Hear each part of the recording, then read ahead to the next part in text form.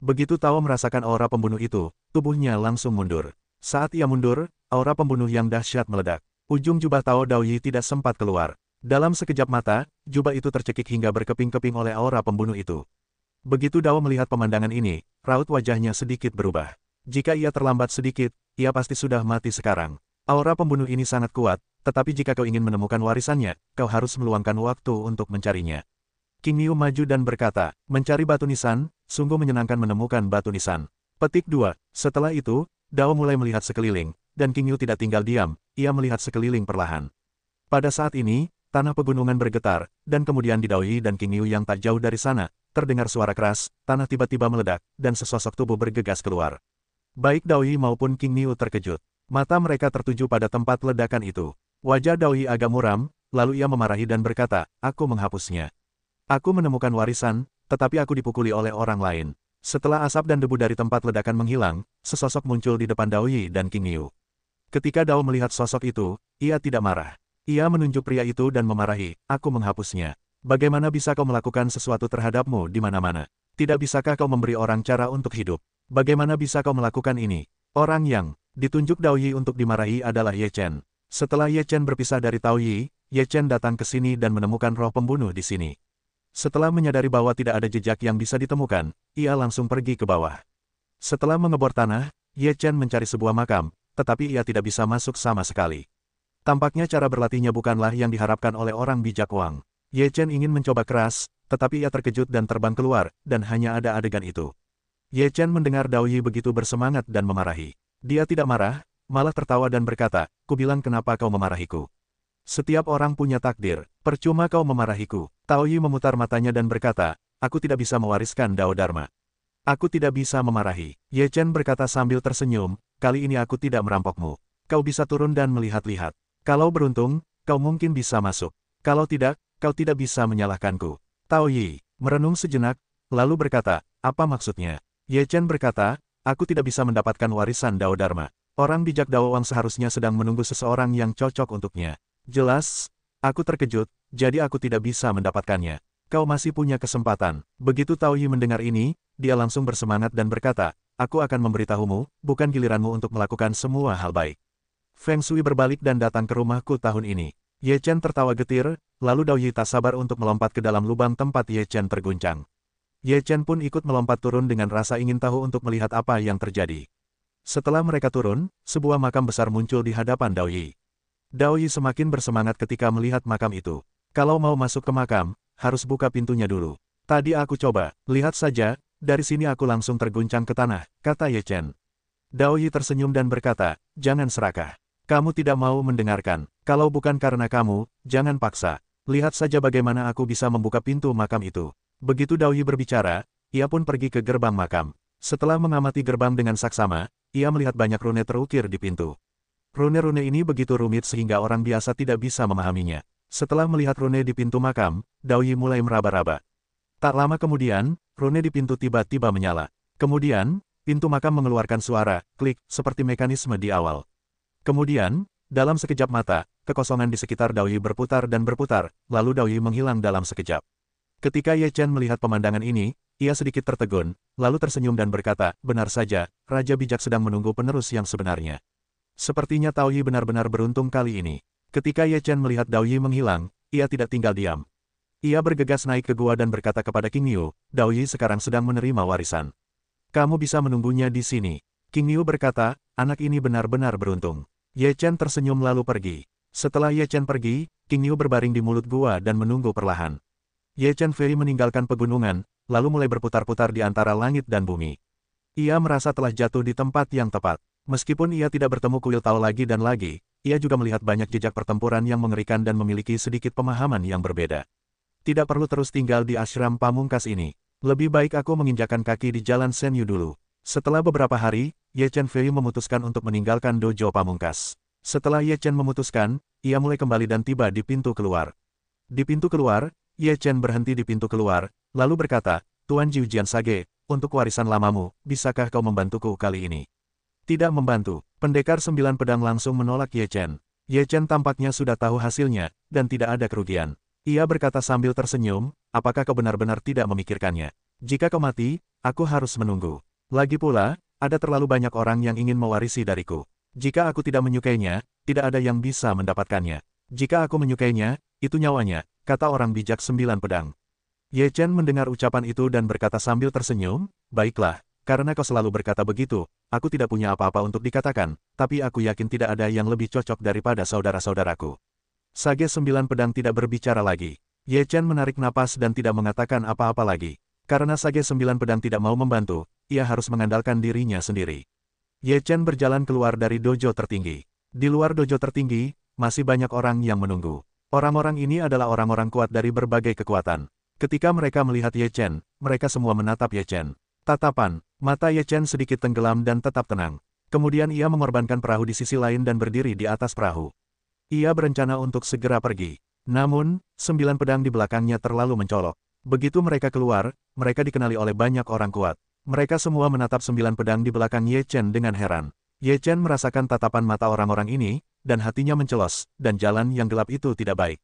Maka, ia ingin segera meninggalkan perahu saat mengemudi di seberang sungai. Banyak orang di tempat kejadian menatap tajam ke arah kepergian Ye Chen. Tak lama kemudian, beberapa orang kuat pergi satu persatu. Rencana mereka pun tersirat. Ye Chen tahu bahwa jika ingin berhasil mencapai pintu masuk jalan Senyu, mustahil, dan mungkin butuh sedikit usaha. Memikirkan hal ini, Ye Chen segera memasang perahu di seberang sungai, lalu memisahkan dua tubuh yang terpisah, bergegas menuju dua arah lainnya, seolah membingungkan satu sama lain. Tubuh yang sebenarnya jatuh ke tanah, menggunakan gunung dan sungai untuk melawan, lalu mengaktifkan teknik ruang waktu yang hebat, dan bergerak cepat ke arah yang berlawanan. Setelah Ye Chen pergi beberapa saat, beberapa orang mengejarnya. Di sini, mereka semua mengerutkan kening ketika merasakan ada 3 napas yang sama, 7 napas, dan pergi ke 3 arah. Aku tidak menyangka warisan dari orang bijak 9 pedang itu diperoleh. Anak itu sangat beruntung, tetapi setelah keluar, dia tidak seberuntung itu. Seorang lelaki tua berambut putih bersenandung dingin. Jubah Tao di tubuhnya sangat bagus. Itu adalah pakaian Tao dari lonceng dewa dan jalan suci. Dia telah mendapatkan semua pakaian Tao, dan lonceng dewa itu pasti juga mendapatkannya. Tidak heran anak itu keluar begitu cepat. Ternyata dia telah mendapatkan begitu banyak warisan. Kejar, beberapa orang di tempat kejadian saling mengejar secara terpisah. Tubuh asli Ye Chen mulai berlari kembali setelah berlari sejauh tertentu. Dalam pelariannya, ia juga berusaha menyembunyikan napasnya sejauh mungkin. Saat Ye Chen berlari, ia bahkan bisa merasakan ada beberapa kekuatan dahsyat di kepalanya. Meskipun bergerak secepat kilat, kecepatannya begitu cepat hingga mampu menyapu bersih para dewa. Seorang pria kuat menemukan jejak napas Ye Chen. Meskipun napasnya sangat lemah, ia tetap tertangkap, dan ia yakin ini sama sekali tidak salah. Pria kuat itu mengejar napas itu, lalu meraihnya dengan tangan besarnya. Ye Chen melihat sebuah tangan besar menghampirinya, wajahnya berubah drastis. Kekuatan tangan besar ini sangat mengerikan, bahkan jika ia melawan sekuat tenaga, ia tak mampu menahannya. Pada saat kritis ini, pikiran Ye Chen bergerak, dan ia hanya bisa mengorbankan kepingan-kepingan daftar dewa. Kekuatan kelima kepingan itu telah melemah hingga ke titik yang sangat lemah. Mungkin setelah menghabiskan waktu ini, ia tak akan pernah memiliki kekuatan seperti itu lagi. Setelah kelima kepingan itu muncul, mereka membunuh pria kuat itu. Puff! Tanpa ragu, pecahan itu menembus tangan besar pria kuat itu, lalu membunuh dada dan kepala pria kuat itu. Setelah telapak tangan pria kuat itu tertusuk, ia berteriak kesakitan. Ia tidak menyangka akan terluka. Selain itu, ada 5 kekuatan dahsyat yang siap membunuhnya, yang memberinya tekanan besar. Apa? Wajah pria kuat itu berubah drastis. Kemudian ia melihat 5 sinar cahaya membunuhnya. Cahaya ilahi memancar dari atas 5 sinar itu. Sekalipun ia sekuat Hunyuan Daluo Jinxian, ia tak mampu menahan tekanan Shenhui. Bagaimana? Pria kuat itu begitu ketakutan hingga tak terbayangkan seorang dewa emas memiliki cara yang begitu dahsyat. Pada saat itu, pria kuat itu meraung. Menghadapi kekuatan ilahi yang begitu dahsyat, ia mengerahkan seluruh kekuatannya untuk melawan serangan 5 sinar cahaya. Namun, serangan 5 sinar cahaya ini terlalu kuat, dan kekuatannya tak ada apa-apanya di hadapan 5 sinar cahaya itu. Puff! Di saat yang sama, 5 sinar cahaya menembus pertahanan pria kuat itu, dan 5 sinar cahaya menembusnya tanpa cedera. Kepala pria kuat itu tertusuk, hampir seluruh kepalanya hancur, dan sebuah lubang besar muncul di dadanya, dan semua organ dalamnya hancur. Setelah 5 sinar cahaya membunuh pria kuat itu, ia segera tersungkur ke tanah. Tubuh orang kuat itu jatuh, dan Ye Chen memasukkannya ke dalam kantong harta karun dewa, langit, dan bumi. Kekuatan yang terkandung dalam tubuh Hunyuan Daluo Jinxian sudah cukup baginya untuk menerobos. Setelah membunuh seorang Hunyuan Daluo Jinxian dalam hitungan detik, Ye Chen terus bergerak tanpa henti. Setelah beberapa kali berganti arah, mereka yang mengejar Ye Chen juga kehilangan jejaknya, begitu marah sehingga mereka hanya bisa pergi ke jalan Senyu untuk menghalangi Ye Chen. Wah, Apa sebenarnya 5 cahaya itu? Bagaimana aku bisa merasakan kekuatan yang begitu dahsyat? Sage 9 pedang tiba-tiba bertanya. Ye Chen tersenyum dan berkata, bukan apa-apa, itu hanya harta karun. Bayi apa yang begitu hebat? Bahkan aku merasakan banyak tekanan. Kata Sage 9 pedang. Ye Chen tersenyum dan berkata, harta karun ini adalah artefak. Aku mendapatkannya secara tidak sengaja, dan tidak ada yang bisa dilihat. Meskipun hanya ada satu keinginan yang tersisa untuk Sage 9 pedang, Ye Chen tidak menceritakan keseluruhan kisah tentang Sage 9 pedang, dia hanya ceroboh. Sage 9 pedang bergumam dengan nada kesal, kau masih takut aku merampokmu dan tidak berhasil. Ye Chen berkata, Tuan, aku terlalu banyak berpikir. Aku tidak ingin melihat harta karun ini. Sage 9 pedang berkata, apakah kau kesal karena aku tidak membantumu tadi? Bagaimana mungkin? Ye Chen tersenyum dan berkata, aku, Ye Chen, bukan orang yang pelit. Melihat Ye Chen, Sage 9 pedang tetap menolak untuk mengambilnya. Akhirnya, ia terpaksa berkata, baiklah, karena kau tidak mau mengambilnya, aku juga tidak mau. Ye Chen mengepalkan tinjunya dan berkata, terima kasih atas pengertianmu. Petik 2. Setelah Ye Chen menyingkirkan para pengejar, ia tidak memperhatikan. 9 pedang di belakangnya begitu menyilaukan sehingga ia tidak berani berjalan di jalan. Ia hanya bisa berjalan ke pintu masuk jalan Senyu yang hanya ada sedikit orang. 2 hari kemudian, Ye Chen tiba tidak jauh dari persimpangan jalan Senyu. Ada orang-orang Tao yang menjaga pintu masuk jalan Senyu, dan tidak ada orang lain yang muncul di sekitarnya. Namun, Ye Chen tahu bahwa jika seseorang ingin menghentikannya di sini, ia tidak akan berdiri di persimpangan Senyu dengan jujur dan menunggu. Ia harus bersembunyi di kegelapan dan memberinya pukulan fatal. Ye Chen tidak muncul dengan gegabah, dan ia mengamati cukup lama di sekitar sini. Ia tidak khawatir dan menunggu perlahan. Dalam sekejap, beberapa hari kemudian, Ye Chen telah berbalik. Meskipun ia tidak menemukan sosok-sosok kuat itu, ia tahu bahwa orang-orang itu pasti masih ada di sana. Pedang-pedang ini masih membuat masalah. Ye Chen tersenyum pahit di dalam hatinya. Namun, ini adalah pilihannya sendiri. Sekalipun ia menangis, ia harus bertahan. Ye Chen telah menunggu selama beberapa hari di dekat jalan Senyu. Beberapa hari terakhir ini, tidak ada seorang pun yang muncul di jalan Senyu. Ye Chen juga sedikit kesal. Setelah berpikir lama, ia menemukan solusi. Kemudian, Ye Chen meninggalkan jalan Senyu dan pergi ke kota terdekat. Setelah 5 hari, ia kembali ke jalan Senyu. Aku tidak sanggup menghabiskannya bersamamu.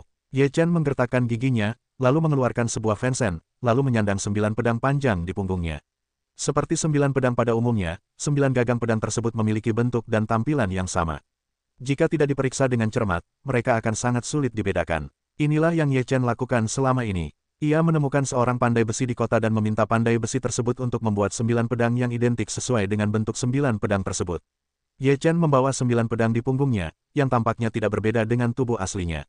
Kemudian, tubuhnya mulai berkeliaran di sekitar jalan Senyu. Di hadapan tubuh itu, Ye Chen jelas merasa ada banyak ruang dalam sekejap. Ye Chen perlahan-lahan menjauhkan fansen dari pintu masuk jalan Senyu, sementara dirinya sendiri terus mendekat. Ketika Ye Chen hampir sampai di pintu masuk jalan Senyu, orang kuat yang bersembunyi di kegelapan ditemukan di sana, dan ia dihantam dengan satu tangan. Ketika Ye Chen tahu bahwa tubuh yang terbelah itu telah hancur, ia segera menjalankan teknik ruang dan waktu yang hebat, mengerahkan kecepatan hingga batasnya, dan bergegas menuju pintu masuk jalan Senyu. Kecepatan Ye Chen mencapai batasnya. Dalam sekejap mata, ia sampai di pintu masuk jalan Senyu. Namun, tepat ketika Ye Chen hendak melangkah, sebuah telapak tangan besar ditepuk ke arahnya. Wajah Ye Chen berubah drastis. Penguasa tangan besar itu benar-benar sekuat Hunyuan Daluo Jinxian. Perahu di seberang tak mampu menahannya. Meskipun Daoyi juga merupakan senjata suci, kekuatan Ye Chen sendiri tak cukup kuat. Selain itu, Daoyi tak mampu bertahan, sehingga ia tak mampu menahan serangan Hunyuan Daluo Jinxian. Saat ini, Ye Chen tak ingin seperti itu, langsung mengorbankan kepingan daftar penyegel dewa, sekaligus menghajar tungku alkimia. Setelah bertemu tangan besar itu, tungku alkimia menyemburkan api yang membakar, melahap tangan besar itu. Pada saat yang sama, kelima kepingan daftar dewa itu pun lenyap ditelan kehampaan, dan kepingan-kepingan yang hanya memiliki sedikit kekuatan suci pun lenyap ditelan kehampaan. Ah, pada saat itu, terdengar jeritan di kehampaan, dan kehampaan itu diwarnai merah darah.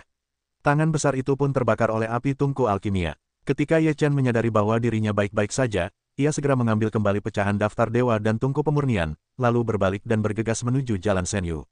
Sialan, aku akan membunuhmu. Terdengar raungan di kehampaan, lalu kekuatan seperti badai datang. Saat itu, tubuh Ye Chen telah melangkah ke jalan Senyu.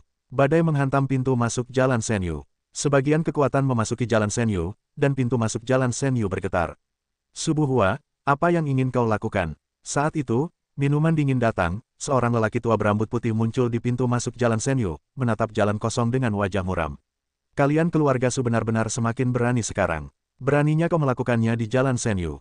Maukah kau melakukannya di kuil Tao terhebat lain kali? Setelah lelaki tua berambut putih itu selesai berbicara, ia menekan tangannya yang besar ke arah kehampaan, dan kehampaan itu seperti runtuh. Kemudian, seorang pria di kehampaan itu memuntahkan seteguk darah dan menjadi pucat. Ekspresinya ketakutan dan ia tidak berani menunjukkan rasa tidak hormat kepada lelaki tua berambut putih itu. Aku akan mengampunimu kali ini. Jika aku mendapati kau tidak jujur lain kali, aku akan menanggung akibatnya. Setelah lelaki tua berambut putih itu selesai, ia melepaskan lengan bajunya. Di Jalan Senyu, wajah Ye Chen sedikit pucat. Meskipun kekuatannya tadi diblokir oleh Jalan Senyu, sisanya sangat menakutkan bagi Ye Chen. Jika bukan karena Dao Yi yang memblokir sebagiannya, ia tidak akan sebaik ini sekarang. Ye Chen menarik napas dalam-dalam lalu mengatur napasnya. Setelah beberapa saat, wajahnya kembali normal. Ye Chen mengorbankan perahu dari sisi seberang dan duduk di perahu di sisi seberang. Perahu di sisi seberang telah melaju perlahan sebelumnya dan Ye Chen berencana menggunakan waktu ini untuk meningkatkan kekuatannya sendiri. Pemahamannya tentang Tao dan Dharma telah melampaui batas. Kini, jika ia ingin menembus Dharma Jinxian, ia membutuhkan kekuatan. Kini, ia memiliki tubuh Hunyuan Daluo Jinxian. Kekuatan di dalam tubuhnya sungguh tak tertandingi, yang cukup baginya untuk menerobos. Jika ia dapat menembus ke darah Jinxian, ia masih jauh di depan generasi muda, dan tidak banyak orang yang dapat menandinginya. Ye Chen tidak membuang waktu, lalu mulai menggunakan formula untuk menyerap kekuatan dari mayat Hunyuan Daluo Jinxian. Sejak lahirnya formula abadi penelan Dharma, Ye Chen tidak perlu khawatir tentang kekuatan Hunyuan Daluo Jinxian, yang membuatnya tidak dapat langsung memurnikan dan berkultivasi.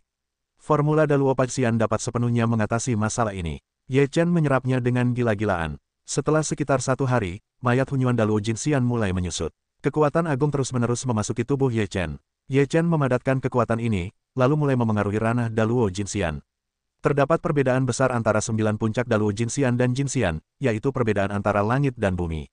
Begitu ia memasuki dunia, ia akan mengalami perubahan besar. Ye Chen menerapkan hukum jalan agung, dan sutra 9 putaran jalan, serta seluruh otot dan pembuluh darahnya mengembang, yang sangat membantu ranah dampak. Kekuatan agung dalam tubuh Ye Chen terus-menerus berdampak, secara umum. Di saat yang sama, Ye Chen masih menyerap kekuatan. Setelah menyerap semua kekuatan mayat, ia mengumpulkan semua kekuatan ke laut dan bergegas menuju penghalang dengan panik. Sekali, 2 kali, 3 kali. Ye Chen tidak tahu berapa kali dampaknya, penghalang itu menunjukkan tanda-tanda mengendur. Setelah melihat perubahan ini, Ye Chen segera mulai menyerap kekuatan kristal darah, memurnikan kristal darah tanpa biaya, dan meningkatkan kekuatan dampak dalam tubuh. Dalam beberapa jam, Ye Chen memurnikan 300.000 kristal darah. Tubuhnya tak mampu lagi menahan kekuatan sebesar itu. Ye Chen pun berhenti. Kekuatan ini terus-menerus terkompresi dan terkondensasi. Semua kekuatan terkondensasi dan terkompresi di dalam dantian. Sebuah bola kecil terbentuk di dalam dantian. Bola ini sangat tidak stabil dan mudah meledak kapan saja. Mata Ye Chen sedikit menyipit, lalu bola kecil di tubuhnya meledak seketika. Sebuah hantaman kekuatan yang tak tertandingi menghantam lapisan penghalang dengan dahsyat. Tubuh Ye Chen tiba-tiba bergetar hebat. Saat menghantam penghalang, penghalang itu hanya bertahan sesaat, dan langsung runtuh. Semua kekuatan mengalir deras, bagaikan banjir, ribuan mil jauhnya. Ye Chen merasa sangat nyaman. Setelah penghalang itu hancur, napas Ye Chen meroket dan mencapai alam Dewa Emas. Saat ini, tubuh Ye Chen mengalami perubahan yang luar biasa, darah dan tulangnya mengalami perubahan kualitatif dengan sangat cepat. Tubuhnya lebih padat dari sebelumnya, dan darahnya mulai mengembang dan mengembang, yang kondusif untuk kultivasi di masa depan. Tulangnya juga menjadi lebih putih, memancarkan cahaya terang. Itu berarti dia telah menjadi orang suci semu. Meskipun hanya orang suci semu, dia juga orang suci. Ini adalah lompatan besar ke depan, sama sekali berbeda dari Jinxian.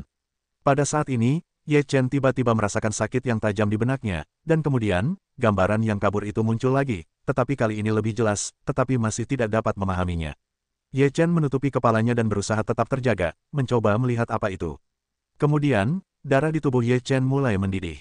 Tampaknya ada binatang buas di dalam tubuh yang sedang bangun, dan ada kekuatan yang terus-menerus merangsangnya. Kekuatan ini begitu dahsyat sehingga Ye Chen merasa tubuhnya akan meledak. Selain itu, dengan sakit kepala yang parah, kesadaran Ye Chen tiba-tiba menjadi kabur. Bahkan jika Ye Chen memiliki tekad yang kuat, dia tidak dapat menahan rasa sakit seperti itu dan langsung pingsan. Ketika Ye Chen pingsan, perubahan di tubuhnya tidak berhenti, dan terus berlanjut. Dengan pembuluh darah yang bergulung-gulung, rune misterius muncul dari tubuh Ye Chen, dan pada kerangka Ye Chen, rune berkedip. Rune ini sangat kuno dan misterius. Setelah 1 jam, semua ini berhenti, dan seluruh tubuh Ye Chen kembali tenang. 1 jam kemudian, Ye Chen terbangun. Dia merasa seperti telah dilahirkan kembali. Dia merasa tubuhnya telah berubah drastis. Namun, dia tidak bisa mengatakan perubahan seperti apa itu. Ye Chen mulai memeriksa tubuhnya sedikit demi sedikit. Ia dapat dengan jelas merasakan bahwa kekuatan fisiknya telah mengalami perubahan yang mengguncang bumi. Dapat dikatakan bahwa kekuatan fisiknya telah melampaui tingkat umum Daluo Jinxian. Ye Chen sedikit terkejut dengan perubahan ini. Tampaknya kitab suci Tao 9 putaran dan formula dominasi 9 bintang telah sepenuhnya ditingkatkan dan mencapai kondisi puncak. Meskipun ranahnya hanya 1 tingkat Daluo Jinxian, kekuatan fisiknya pasti dapat bersaing dengan orang-orang yang berada di sekitar 5 tingkat Daluo Jinxian. Selain tubuh, Ye Chen juga menemukan bahwa metode Tao-nya telah sangat tersublimasi. Sublimasi semacam ini adalah semacam penyempurnaan hukum Tao, seperti hukum Tao Kaisar, hukum ruang dan waktu, dan kata-kata kebenaran 9 karakter. Ketika ia pingsan, ia diam-diam menjadi lebih sempurna. Apa yang terjadi di sini? Gambar apa itu? Ye Chen penuh dengan keraguan. Situasi ini telah terjadi lebih dari sekali, tetapi setiap kali itu akan memberinya manfaat tertentu, tetapi setiap kali tidak diketahui apa itu. Ye Chen menarik napas panjang dan tidak mengerti apa yang sedang terjadi. Ia tidak ingin memikirkannya. Ia tahu hal seperti itu akan terjadi lagi. Dan semakin jelas setiap saat. Jika terus seperti ini, cepat atau lambat, ia akan mengerti semua ini. Mata Ye Chen menatap ke kejauhan, jalan di depannya perlahan, ia duduk bersila, menenangkan pikirannya, dan berjalan menuju ke depan. Setelah lebih dari 10 hari, Ye Chen melihat sebuah benua melayang di kejauhan. Benua ini tampak luar biasa, dan roh abadi mengelilinginya, sungguh spektakuler.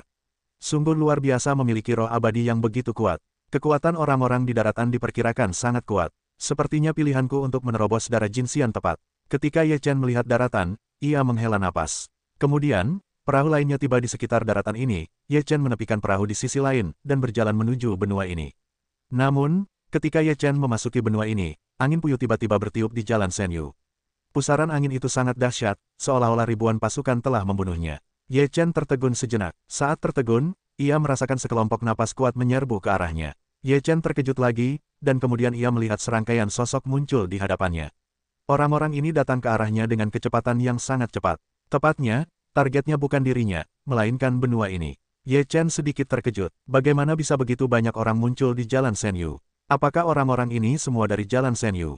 Namun, Ye Chen segera menepis gagasan itu, karena ia merasakan aura pembunuh.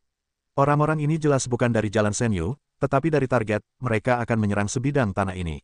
Ye Chen memikirkan hal ini, segera tidak ragu lagi, dengan kecepatan tercepat ke benua itu. Ketika Ye Chen jatuh di benua ini, ia diikuti oleh kekuatan yang kuat. Kekuatan-kekuatan ini menyapu bersama, membuat tubuh Ye Chen tidak dapat berdiri kokoh. Setelah Ye Chen jatuh ke tanah, ia berencana untuk meninggalkan tanah benar dan salah dengan cepat. Begitu ia mempercepat untuk pergi, ia melihat sekelompok besar orang tidak jauh dari sana. Ye Chen terkejut, dan kemudian ia berpikir bahwa mungkin orang-orang di benua ini sudah tahu bahwa seseorang akan menyerang benua ini, jadi mereka telah menunggu di sini untuk waktu yang lama. Ye Chen menemukan bahwa ia sekarang berada di pusat duel ini. Jika perang pecah, ia akan diperlakukan sebagai musuh oleh kedua belah pihak rakyat. Pada saat itu, akan sulit untuk mengatakannya. Memikirkan hal ini, Ye Chen tidak punya alasan sedikitpun. Ia langsung menuju ke arah lain, secepat yang ia bisa keluar dari sini. Setelah ranah Ye Chen ditingkatkan ke level Daluo Jinxian, semua aspek telah meningkat pesat. Terutama setelah dia pingsan, seluruh kekuatannya telah meningkat pesat. Oleh karena itu, setelah Ye Chen mengoperasikan teknik ruang waktu yang besar, dia merasa seperti berada dalam sekejap mata. Hanya dalam beberapa saat bernapas, Ye Chen hendak menghindari seluruh medan perang. Pada saat ini, pertempuran pecah di belakang Ye Chen. Meskipun Ye Chen berada di tepi jurang, dia masih terlibat dalam pertempuran ini. Kemunculannya barusan telah menarik perhatian kedua belah pihak, dan kedua belah pihak menganggapnya sebagai musuh. Sekarang, orang-orang di kedua belah pihak berperang melawan Ye Chen. Ye Chen tidak ingin memiliki dendam dengan kedua belah pihak. Dia bertahan dengan Dao Yi, dan kemudian melarikan diri dari sini secepat mungkin. Setelah beberapa gelombang serangan, Ye Chen tidak bergerak. Serangan-serangan ini tidak mengancamnya. Ketika Ye Chen hendak pergi, sebuah tangan besar meraih sisi Ye Chen, dan wajah Ye Chen berubah. Meskipun ini bukan pukulan dari Hunyuan Daluo Jinxian, itu pasti pukulan dari senior darah Jinxian, yang sama kuatnya. Dia tidak ragu untuk berkorban ke sisi lain perahu, dia segera masuk ke sisi lain perahu menghalangi tangan besar itu. Ye Chen melihat ke arah tangan besar itu, di mana seorang pria paruh baya sedang menatapnya. Setelah melihat Ye Chen menghalangi pukulannya, pria itu juga sedikit terkejut. Ye Chen hanya melihat, dan tidak ada tindakan lain. Dia mengemudikan perahu di seberang sungai untuk segera pergi. Pada saat ini, pria itu tidak punya waktu untuk mengurus Ye Chen. Dia terjerat oleh orang lain, jadi Ye Chen meninggalkan daerah ini dengan lancar. Setelah Ye Chen menghindar dari kejauhan, ia menepikan perahu di seberang dan bertanya dengan ragu, ada apa? Bagaimana mungkin ada sekelompok orang seperti itu di Jalan Senyu? Mengapa mereka menyerang benua ini? Ye Chen melihat ke arah datangnya, dan bisa merasakan aura pertempuran, tetapi ia tidak melihat sosok itu. Ye Chen tidak tinggal lebih lama lagi dan melanjutkan perjalanan. Setelah sekitar 1 jam, Ye Chen melihat sebuah kota muncul, tetapi gerbang kota ditutup, dan ada banyak orang berdiri di atas kota, satu persatu, dan mereka menunggu dengan kekuatan penuh. Pada saat ini, banyak orang yang terhalang di luar gerbang kota. Ye Chen datang ke gerbang kota. Melihat pemandangan ini dengan ragu, ia berkata dalam hatinya, apakah ini terkait dengan pertempuran di sana? Mengapa kalian tidak membiarkan kami masuk ke kota? Ketika Ye Chen ragu, beberapa orang yang terhalang di luar gerbang kota merasa tidak puas. Ya, kami datang dari Jalan Senyu. Mengapa kami tidak bisa pergi ke kota? Banyak orang bersorak kegirangan, menunjukkan ekspresi ketidakpuasan dan ketidaksabaran. Ye Chen juga mengetahui bahwa beberapa dari mereka berasal dari Jalan Senyu, dan aura mereka relatif kuat, mencapai tingkat jinsian lapis 8 dan 9. Tidak nyaman untuk membuka gerbang sekarang. Jika kalian ingin menunggu, tunggu saja. Jika kalian tidak ingin menunggu, pergilah ke kota lain, kata seseorang di menara. Ketika semua orang mendengar ini, mereka semua merasa tidak puas. Saat mereka hendak mengatakan sesuatu, mereka melihat orang-orang di menara kota menatap ke kejauhan seolah-olah mereka sedang menghadapi musuh besar. Siap bertempur, teriak beberapa orang di menara, lalu mereka mengangkat kota sebagai prajurit. Mereka semua tampak serius dan siap bertempur. Orang-orang di bawah menara terkejut, lalu berbalik dan melihat ke belakang. Ada banyak sosok di belakang. Sosok-sosok ini langsung menuju ke kota dengan aura membunuh. Setelah Ye Chen melihat orang-orang ini, raut wajahnya sedikit berubah. Bukankah mereka baru saja bergegas dari Jalan Senyu? Kenapa mereka semua ada di sini sekarang? Apa mereka di sana? Ada apa? Bagaimana mungkin ada begitu banyak orang? Jangan tanya apa-apa. Kalau kalian tidak pergi, kalian tidak akan bisa pergi. Orang-orang yang tidak ragu-ragu segera bangun. Yang lain juga segera pergi, urusan di sini tidak ada hubungannya dengan mereka, tidak perlu ikut campur. Ye Chen tidak ingin ikut campur, dia hanya lewat saja, jadi dia segera meninggalkan gerbang. Setelah Ye Chen dan yang lainnya pergi, orang-orang itu sudah berada di bawah kota, dan orang-orang di menara semuanya siap bertempur. Mereka semua marah dan ingin mencabik-cabik yang lain. Kalian hanya menindas orang, aku tidak mudah ditindas. Dari menara, keluar seorang lelaki tua berjubah perak, berdiri dengan tangan terentang, memancarkan aura yang kuat. Kalian pikir kalian bisa menghentikan kami? Itu belalang sembah. Di antara kerumunan orang di bawah menara, keluar seorang lelaki parubaya berjubah hitam. Lelaki parubaya itu menatap lelaki tua itu dan berkata dengan nada menghina. Lelaki tua berjubah perak itu bergumam, bahkan jika kalian merebut kota ini, kalian akan rugi besar. Lagi pula, kalian tidak ingin merebut benua Tianwei. Sekarang keluarga Jiang, keluarga pertama di benua Tianwei, sudah tahu bahwa saat ini, kalian tidak akan bisa kembali. Kalian tidak perlu khawatir. Setelah pria parubaya berjubah hitam selesai berbicara, ia melambaikan tangannya, dan orang-orang di belakangnya berteriak ingin membunuh dan bergegas ke menara. Bunuh aku. Pria tua berjubah perak itu melambaikan tangannya dan meraung. Banyak busur dan anak panah raksasa muncul di menara. Busur dan anak panah ini berkelap-kelip dan melesat dalam sekejap, mengarah ke pria parubaya berjubah hitam. Anak panah ini bukan anak panah biasa. Ini adalah senjata yang ampuh. Jika anak panah ditembakkan, ia dapat membunuh seorang dewa emas. Untuk sementara waktu, banyak pria parubaya berjubah hitam tertembak oleh anak panah dan tubuh mereka terpaku ke tanah. Meskipun beberapa tidak mati, mereka tidak bisa bangun ketika terpaku ke tanah. Mereka berteriak kesakitan. Pria parubaya berjubah hitam itu juga bukan vegetarian di sini. Banyak senjata telah terbunuh di masa lalu, dan banyak dari mereka yang meminta busur dan anak panah ke menara juga dibunuh. Namun, setelah mereka yang mendesak busur dan anak panah di menara terbunuh, seseorang segera menggantikan mereka.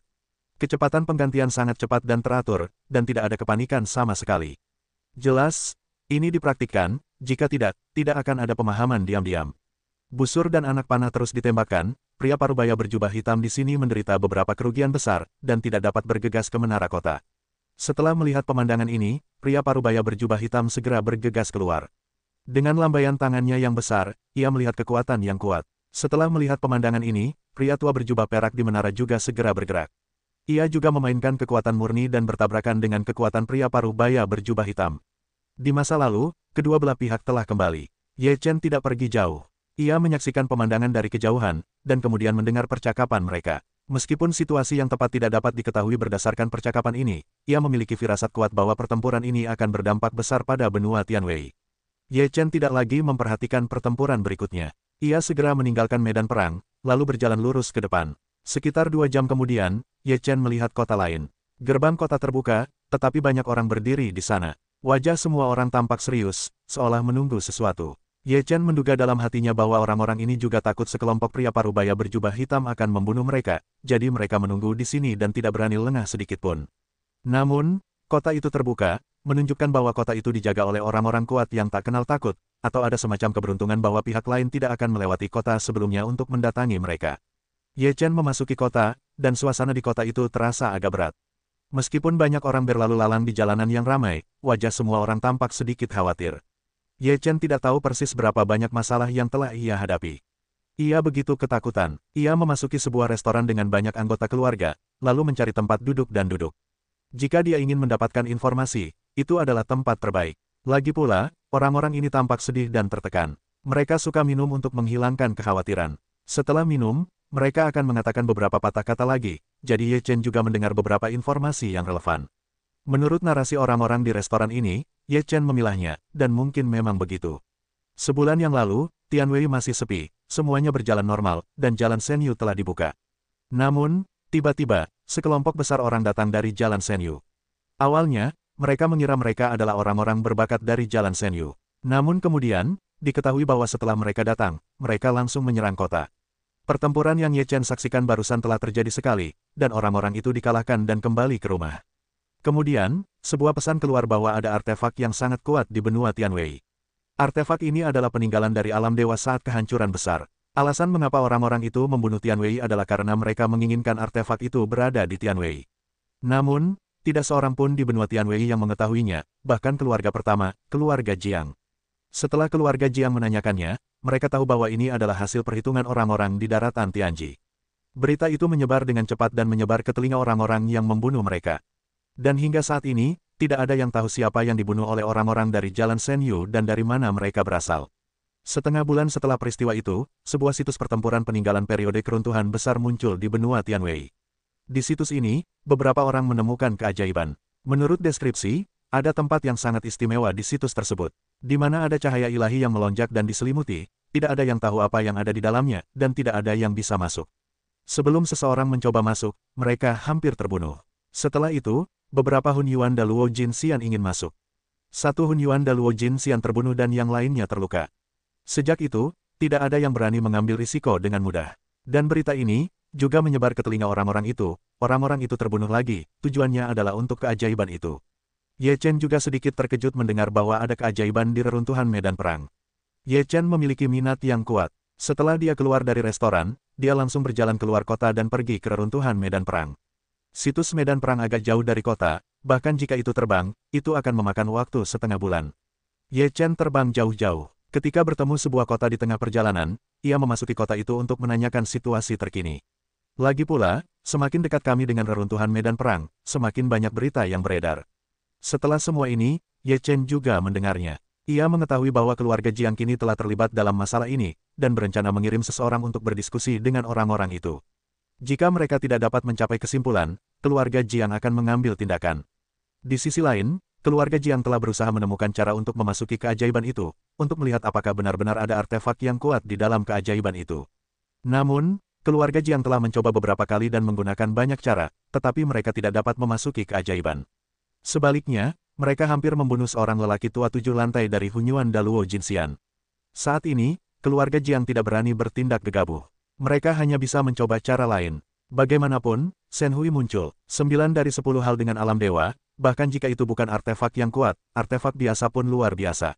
Akhirnya, Ye Chen tiba di tempat reruntuhan medan perang muncul. Reruntuhan medan perang ini berada di celah-celah kehampaan. Pada saat ini, ada banyak orang yang berkeliaran di celah-celah kehampaan. Ye Chen tidak ingin memikirkannya, jadi dia memasuki reruntuhan medan perang dan mulai mencari jejak keajaiban. Ketika Ye Chen memasuki tempat ini, Ye Chen memiliki semacam perasaan yang tidak dapat dijelaskan dalam sekejap. Kemudian, beberapa artefak di tubuh Ye Chen sedikit bergerak, yang tampaknya merasakan sesuatu. Hati Ye Chen terkejut, ke-10 artefak itu bergerak. Jika itu adalah artefak, itu pasti salah satu dari 10 artefak. Sayangku, bukankah salah satu dari 10 artefak ini ada di sini? Ye Chen memikirkan hal ini, bersemangat, dan segera menggunakan induksi artefak untuk mulai mencari keberadaan keajaiban itu. Setelah mencari sejenak di reruntuhan medan perang kuno, Ye Chen melihat ada dewa yang bersinar di depannya. Banyak orang berkumpul di sekitarnya saat itu. Semua orang terdorong untuk bergegas masuk, tetapi akal sehat mereka menenangkan mereka. Ye Chen mengamatinya dengan saksama setelah mendekat. Dia tidak bisa melihat situasi di dalamnya melalui Shen Hui. Namun saat ini, ada pergerakan di dalam tas langit dan bumi dewa, diagram 8 diagram Taiji, dan tungku pemurnian. Hanya pecahan daftar Feng Shen yang masih begitu tenang. Itu pasti artefak teratas yang dapat membuat 8 trigram Taiji, tungku alkimia, dan tas langit dan bumi dewa. Dilihat dari 10 artefak yang telah muncul saat ini, kemungkinan besar hanya cambuk itu. Apakah benar-benar ada cambuk di sini? Ye Chen melihat ke dalam Shen Hui, lalu berkata dengan nada yang luar biasa. Di sekitar keajaiban itu, banyak orang berkeliaran. Meskipun mereka tidak bisa masuk, mereka enggan pergi. Mereka juga ingin melihat siapa yang bisa masuk. Ye Chen juga berkeliaran di sekitar lingkungan itu, dan tidak berani menerobos keajaiban itu dengan mudah. Pertama, ia takut tidak bisa masuk dan mengambil nyawanya sendiri. Di sisi lain, ia menerobos masuk di depan begitu banyak orang. Pada saat itu, tidak peduli apakah ia berhasil memasukkan artefak ke dalamnya, banyak orang akan menatapnya dan memberinya masalah besar. Oleh karena itu, Ye Chen tidak terburu-buru untuk masuk, tetapi telah menunggu kesempatan. Beberapa hari kemudian, sekelompok orang lain datang ke keluarga Jiang, dan mereka semua sangat kuat. Dua di antaranya adalah tetua keluarga Jiang, dan karakter Hunyuan Daluo Jinxian. Ketika kedua anggota klan itu datang ke sini, mereka mengorbankan lonceng biru. Setelah lonceng hijau muncul, cahayanya bersinar, dan rune di atasnya mengeluarkan kekuatan yang mengerikan. Kedua anggota keluarga Jiang tiba-tiba mengeluarkan kekuatan yang kuat, mendesak lonceng hijau untuk bertarung menuju keajaiban. Setelah lonceng hijau bertemu Shen Hui, lonceng itu dihalangi oleh Shen Hui. Kedua kekuatan itu tiba-tiba meletus, dan King Song terguncang mundur. Namun, kedua anggota keluarga Jiang tidak mau melawan King Song lagi. Mereka hampir mengerahkan seluruh kemampuan mereka. Pukulan itu sungguh mengerikan. Boom! Lonceng hijau menghantam Shen Hui, dan kekuatan Shen Hui meledak bersamaan untuk mengguncang lonceng hijau itu. Dua anggota keluarga Jiang tampak tidak senang ketika melihat pemandangan ini. Tidak bisakah keajaiban ini benar-benar dipatahkan? Salah satu dari mereka berkata dengan enggan. Bagaimanapun, ini adalah keajaiban. Tidak mungkin ada yang bisa menandinginya di negeri dongeng kita. Seorang lelaki tua lain menggelengkan kepalanya dan berkata, baiklah, mari kita kesampingkan masalah ini untuk sementara waktu, dan lihat bagaimana sang patriark berbicara dengan orang-orang itu. Kedua anggota keluarga Jiang selalu berkata bahwa mereka berbalik dan meninggalkan keajaiban itu. Banyak orang yang hadir memandanginya lama-lama, dan mereka semua tampak kecewa ketika melihat orang-orang dari keluarga Jiang telah pergi lagi. Kurasa masuk ke sini bukan mukjizat. Bahkan orang-orang biasa dari keluarga Jiang pun tak punya strategi. Siapa lagi yang bisa masuk? Kata seorang biarawan muda sambil menggelengkan kepala. Ayo, jangan buang waktu di sini. Kita akan berkeliling ke tempat lain, dan mungkin kita bisa menemukan beberapa harta karun yang tersisa. Ya, ayo pergi. Buang-buang waktu di sini. Tak seorang pun akan masuk. Beberapa biarawan muda tidak tertarik untuk tinggal di sini, dan kebanyakan dari mereka meninggalkan mukjizat itu. Ye Chen melihat lebih dari separuh orang berjalan. Ia memandangi mukjizat itu, lalu ia menyipitkan matanya dan menemukan tempat yang sepi. Lalu ia berencana memasuki keajaiban dari sana.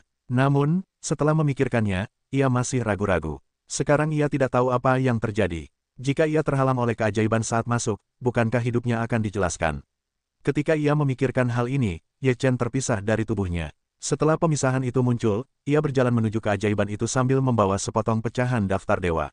Pecahan daftar dewa Feng Shen tergantung di kepala dewa Feng Shen, dan seberkas cahaya ilahi tersebar di sekujur tubuh Ye Chen. Ye Chen memisahkan diri selangkah demi selangkah, dan ketika ia mendekati keajaiban itu, ia langsung melangkah ke dalam keajaiban itu. Langkah ini, bahkan tanpa halangan sedikit pun, langsung membawa Ye Chen ke dalam keajaiban itu. Ye Chen terkejut melihat pemandangan ini. Ia tidak menyangka semuanya berjalan begitu mulus. Daftar dewa memang artefak pertama. Sangat mudah digunakan. Ye Chen tertawa. Setelah pemisahan itu, tubuh asli Ye Chen juga membawa sepotong pecahan daftar dewa Feng Shen dan berjalan ke dalam keajaiban itu. Setelah memasuki keajaiban itu, Ye Chen mengamati situasi di dalam keajaiban itu. Tidak banyak perbedaan antara dunia dalam dan dunia luar, tetapi ada lebih banyak keajaiban di dalamnya. Ye Chen memandang bagian tengah keajaiban itu, di mana terdapat cahaya ilahi yang membubung ke langit, lalu cahaya ilahi itu menyebar ke bawah, membentuk keajaiban itu. Ye Chen berjalan menuju pusat keajaiban itu. Ketika sampai di pusat keajaiban itu, Ye Chen melihat sebuah lubang besar di tengahnya, tempat Shen Hui meletus. Ketika Ye Chen mendekati lubang itu, ia merasakan trans. Jiwa dan kesadarannya terpengaruh sampai batas tertentu, seolah-olah ia telah dipukuli oleh sesuatu.